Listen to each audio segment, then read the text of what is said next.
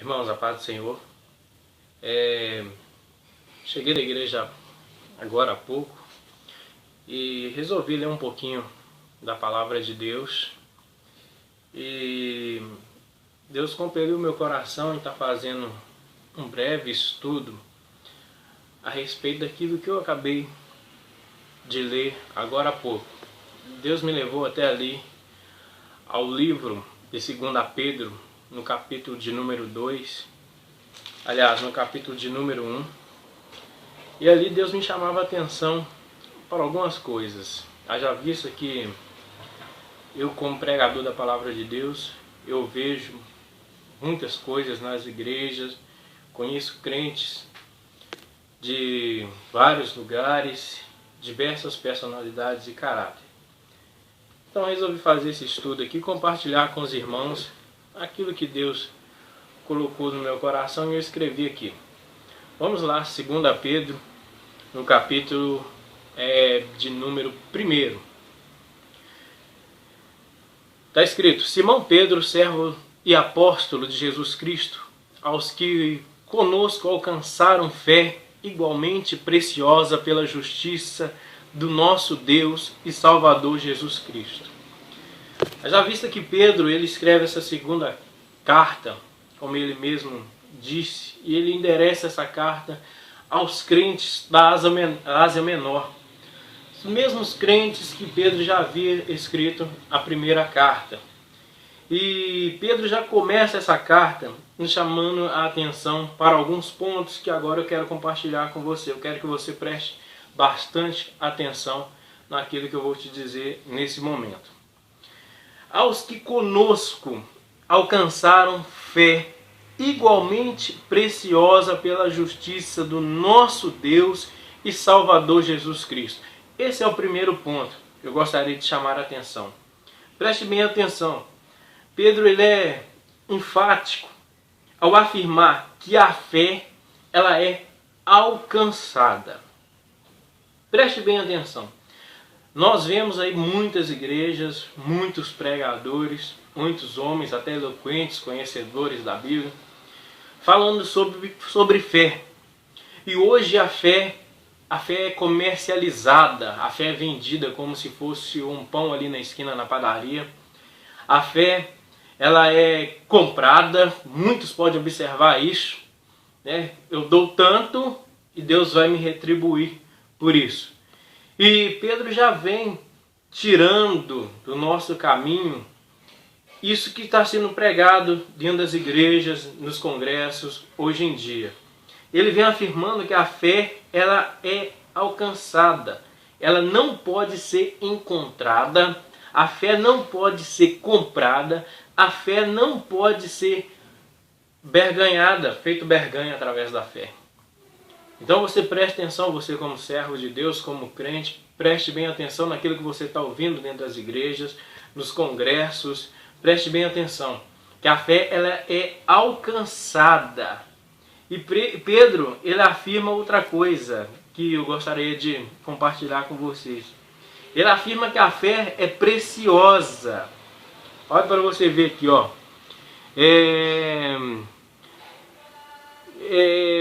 Aos que conosco alcançaram fé igualmente preciosa pela justiça do nosso Deus e Salvador Jesus. Essa preciosidade da fé ela é muito linda, porque ela só é preciosa quando ela é encontrada ela é alcançada através de Cristo Jesus, nosso Salvador. E essa fé preciosa, ela tem que passar primeiro pela justiça de Jesus Cristo. Só assim que ela pode ser moldada e, consequentemente, ela pode ser considerada preciosa. Eu vejo nos dias de hoje que a fé se diversificou. Existe fé em jogo de futebol, existe fé no espiritismo, a fé de que aqueles que morreram podem voltar à vida, a fé de que aqueles que morreram podem falar com os que estão vivos hoje. Existe fé que diz que se eu for no centro de acupuntura, os meus males vão ser curados, vão ser sarados através de agulhas que são implantadas no meu corpo. Eu vejo muito isso. Eu vejo fé que diz que o homem, se dá tantos para Deus, questão de dinheiro, ele vai conseguir ser rico nessa terra. A fé se diversificou, mas o apóstolo Pedro ele vem tirando mais uma vez do nosso caminho essas falsas doutrinas que são ministradas tanto na época de Pedro quanto nos dias de hoje. Ele afirma que a fé só é preciosa mediante a justiça de Jesus Cristo. Ou seja, a fé verdadeira é aquela fé que você, que eu, que nós temos e confessamos apenas em Jesus Cristo, nosso Senhor. Não existe outra fé verdadeira, preste bem atenção. Você pode ter fé em Y coisas, mas a fé verdadeira, a que pode transformar a tua vida, a que pode transformar a minha vida, a que pode mudar a direção do teu caminho, é a fé em Jesus Cristo, nosso Senhor. Outro ponto, versículo de número 2, Pedro fala assim: graça e paz vos sejam multiplicadas pelo conhecimento de Deus e de nosso Senhor Jesus Cristo. Pedro vem falando da graça e a paz de Jesus Cristo. O que é essa graça, o que é essa paz de Jesus Cristo? Hoje, nos dias de hoje, também existe diversas graças, diversas paz. Muitos acham que sendo próspero tem a graça de Deus. Muitos acham que viajando o mundo, tendo uma grande quantidade de dinheiro, ou um grande círculo de amigos famosos, ou estar na televisão, se tem paz. Eu quero te dizer que isso é mentira. Não existe graça, não existe paz, se ela não vier através do conhecimento do nosso Senhor e Salvador Jesus Cristo. Não sou eu que estou dizendo, é a palavra de Deus, é o apóstolo Pedro que vem falando aqui, no verso 2, graça e paz vos sejam multiplicadas. Você está percebendo? Pedro não está dosando uma quantidade mínima de graça e de paz. Ele está dizendo que essa graça que há em Jesus Cristo, essa graça que há unicamente em Deus, nosso Senhor Jesus Cristo, que ela seja multiplicada. Como que isso vai acontecer? Ele vem explicando logo depois no ponto B do versículo que ela só pode ser multiplicada pelo conhecimento de Deus e de Jesus, nosso Senhor.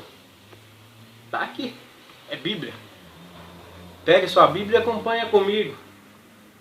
Essa graça e essa paz só pode ser multiplicada através do conhecimento de Deus e de nosso Senhor Jesus. Tem muitos crentes dentro da igreja hoje que acham que por ter um carro do ano, que acham que por ter uma condição financeira um pouco melhor que alguns outros, algumas classes menores dentro da igreja, são agraciados, estão sendo agraciados por Deus. Eu quero te dizer, talvez sim, Deus te abençoou, Deus te honrou na terra, Deus te fez colher o fruto do teu trabalho. Mas não confia a tua vida apenas nisso, achando que isso é o teu passaporte para o céu. Não. Teu passaporte para o céu, Pedro vem falando aqui, é o conhecimento de Deus e de Jesus, nosso Senhor.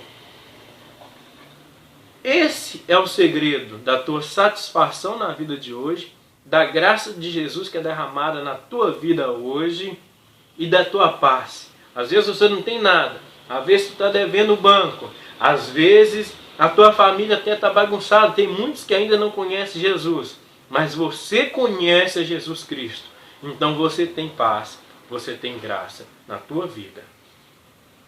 Amém? Outro ponto, aleluia, outro ponto que eu gostaria de compartilhar com os irmãos aqui é o verso de número 3. Visto como o seu divino poder nos deu tudo o que diz respeito à vida e piedade. Aleluia. Sabe o que isso significa? Significa que tudo que diz respeito à vida, essa vida aqui, nós podemos expandir a vida. Ou seja, tudo que diz respeito à sua vida, a tudo que aconteceu na tua vida, foi dado pelo divino poder que há em Jesus. Preste bem atenção, querido. Você não consegue nada pelas suas próprias mãos se não for dado pelo divino poder que há em Cristo Jesus. É simples, é Bíblia. Não sou eu, Rodrigo, que estou falando, é a Bíblia. Tem gente que confia no poder das próprias mãos. Eu construo, eu sou formado, eu sou engenheiro, sou isso, sou aquilo, tenho faculdade. Eu posso fazer, tu não pode. O único que pode é Jesus Cristo, nosso Senhor. Agora, se você está em Jesus Cristo, nosso Senhor, aí é diferente. Pelo poder que há em Jesus Cristo, no seu divino poder, você pode fazer. Outra coisa que me chama a atenção aqui é a respeito da piedade. Está lá no versículo de número 3. Diz respeito à piedade. No dicionário, você for olhar no dicionário, o dicionário vai dizer que piedade é compaixão e amor às coisas religiosas. Eu quero te dizer que o dicionário está completamente errado. A piedade talvez humana, a piedade que o homem carnal sente, talvez seja isso. Amor às coisas religiosas, amor às coisas pagãs, amor, tá? A coisa material. Mas a piedade que a palavra de Deus nos ensina não é essa. Vamos lá então voltar lá em 1 Timóteo, capítulo 6, e no verso de número 3, para nós entendermos o que é essa piedade. Timóteo diz o seguinte, eu vou ler para vocês aqui, vocês podem acompanhar comigo em casa.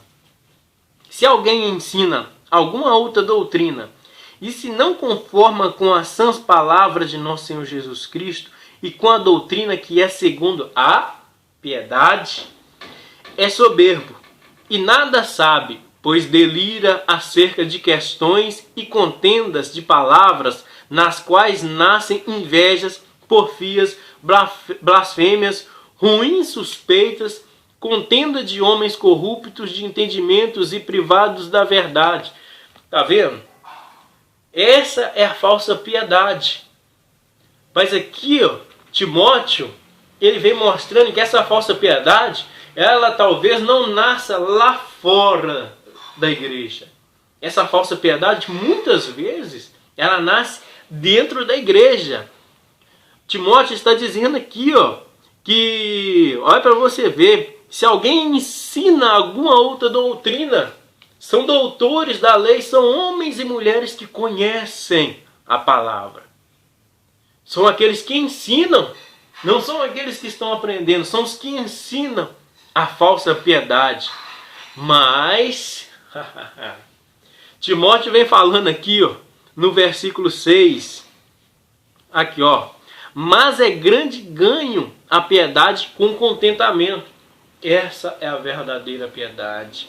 A piedade que dá sem querer receber, a piedade que ama sem conhecer, a piedade que ajuda sem esperar algo em troca.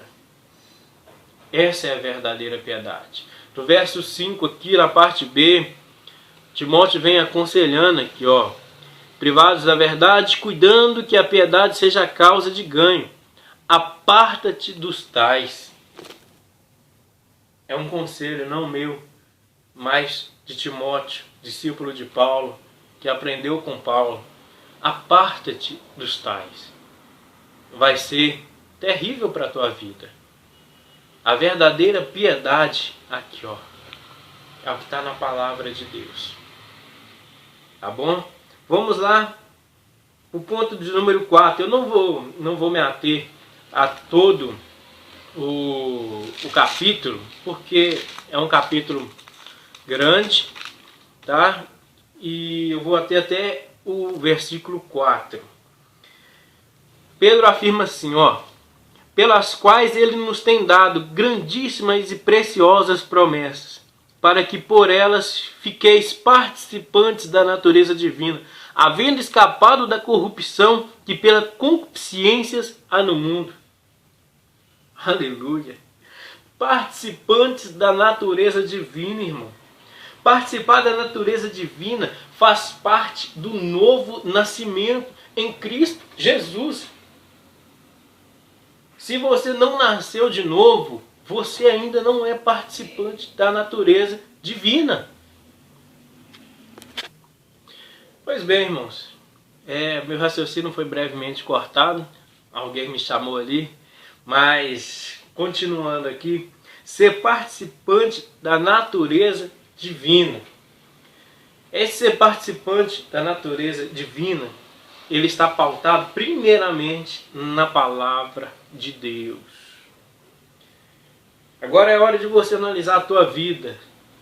Se os teus atos, se a tua vida não está pautada na palavra de Deus, infelizmente, querido, minha querida, tu ainda não é participante da natureza divina. Só é participante da natureza divina aquele que nasceu de novo. Lembra de Nicodemos lá em João? Jesus Cristo falou: isso que é preciso tu nascer de novo da água e do Espírito. É dessa forma que tem que ser, é dessa forma que Pedro vem explicando aos crentes da Ásia Menor. Você tem que participar dessa natureza divina. As pessoas precisam olhar para você, entender que você é diferente. Elas precisam entender que o Espírito Santo habita em você.